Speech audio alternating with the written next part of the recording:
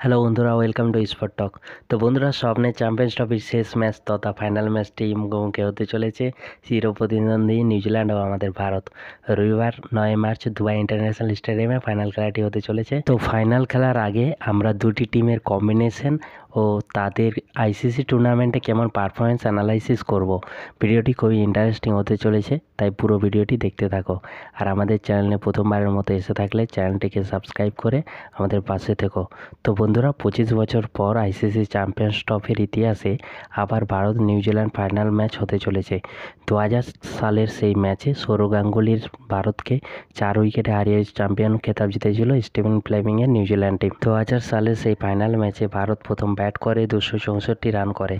সৌরভ গাঙ্গুলির দুর্দান্ত century, 117 run করেছিল সৌরভ গাঙ্গুলি ও Sachin Tendulkar 69 run করেছিল। দৌলতেই ভারত 264 রানের লক্ষ্যমাত্রা রাখে নিউজিল্যান্ডের সামনে। নিউজিল্যান্ড শেষে ব্যাট করতে নেমে 265 রানের টার্গেট নিয়ে প্রথমেই চাপে ছিল নিউজিল্যান্ড ব্যাটসম্যানরা। প্রথমে তারা কয়েকটা উইকেট হারিয়েছিল, কিন্তু ক্রিস ক্রেনের 100 রানের সেঞ্চুরিতে 265 রান 2 বল বাকি থাকতেই তুলে নিয়েছিল নিউজিল্যান্ড স্টিভেন ফ্লেমিংয়ের নিউজিল্যান্ড টিম। সালের সেই ফাইনাল ম্যাচের পর গঙ্গা নদীতে বহু জল গড়িয়ে গেছে। দুবার চ্যাম্পিয়ন ট্রফি উইনার হয়েছে টিম ইন্ডিয়া 2002 সালে সৌরভ গাঙ্গুলির নেতৃত্বে, এবং লাস্টবার 2013 সালে MS ধোনির নেতৃত্বে চ্যাম্পিয়ন খেতাব নিজেদের নাম করেছে টিম ইন্ডিয়া। ফের একবার তারা চ্যাম্পিয়নের সামনে। কিন্তু কথা হলো, লাস্ট দুটি আইসিসি টুর্নামেন্টে ভারতের কাছে মাছের কাঁটার মতো গলায় বিঁধে রয়েছে এই নিউজিল্যান্ড টিম।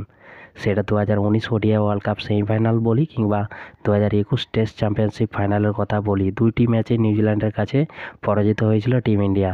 তাই রোহিতের মাথা ব্যথার কারণ কিন্তু এই নিউজিল্যান্ড টিম। দেখো, যেভাবে তারা গোটা টুর্নামেন্টে দাপিয়ে খেলে আসছে, ওপেনার থেকে মিডল অর্ডার, ফিনিশিং থেকে বোলিং, সব ডিপার্টমেন্টেই কিন্তু তারা সমান পারদর্শী।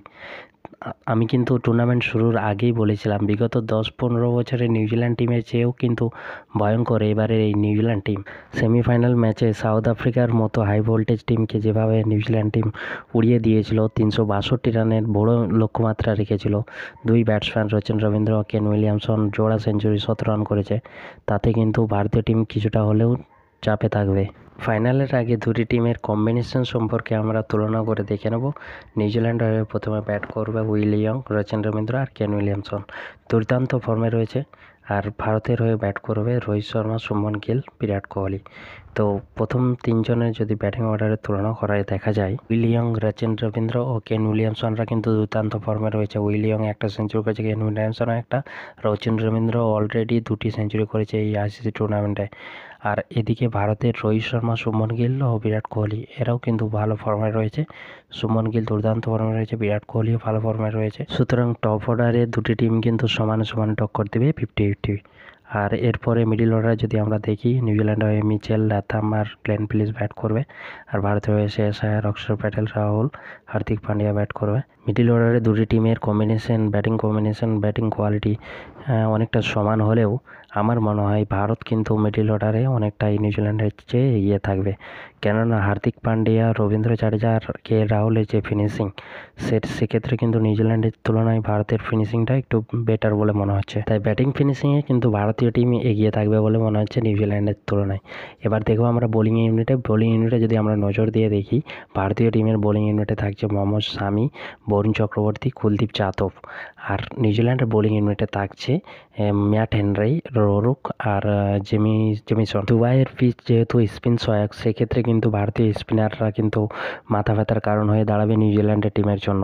ভারতীয় স্পিনার বরুণ চক্রবর্তী আর কুলদীপ যাদবরা যেভাবে সেমিফাইনাল বা কোয়ার্টার ফাইনালে যেভাবে গোটা টুর্নামেন্টে ভালো পারফরমেন্স করে এসেছে, তাতে কিন্তু নিউজিল্যান্ড টিমের জন্য মাথা ব্যথার কারণ হয়ে দাঁড়াচ্ছে ভারতের এই মিস্ট্রি স্পিনার বরুণ চক্রবর্তী।